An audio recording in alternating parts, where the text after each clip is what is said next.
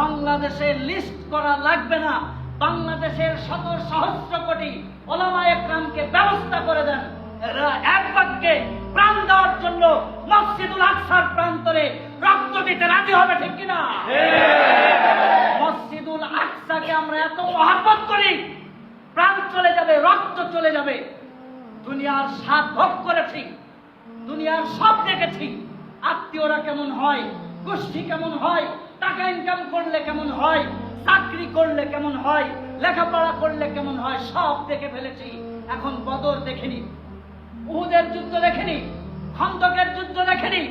আমরা বদর, উহুদ, খন্দক দেখতে চাই না, আমরা দেখিনি। তবে হ্যাঁ, মসজিদুল আকসার জন্য যদি রক্ত দিতে হয় আমরা প্রস্তুত আছি, ঠিক কিনা? মসজিদুল আকসা হচ্ছে আমাদের প্রাণ।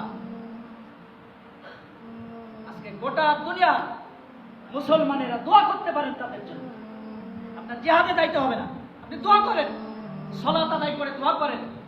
আর মসজিদুল আকসার থেকে ওই ইহুদি নাস্তিক্যবাদী শক্তি যেন পরাজিত হয়, আমরা সেই দোয়া করি, ঠিক কিনা? নবীজি বলেছেন, আল্লাহুম্মা আউযু বিকা মিন ফিতনাতিল ইয়াহুদা, আল্লাহুম্মা আউযু বিকা মিন ফিতনাতিল ইয়াহুদি।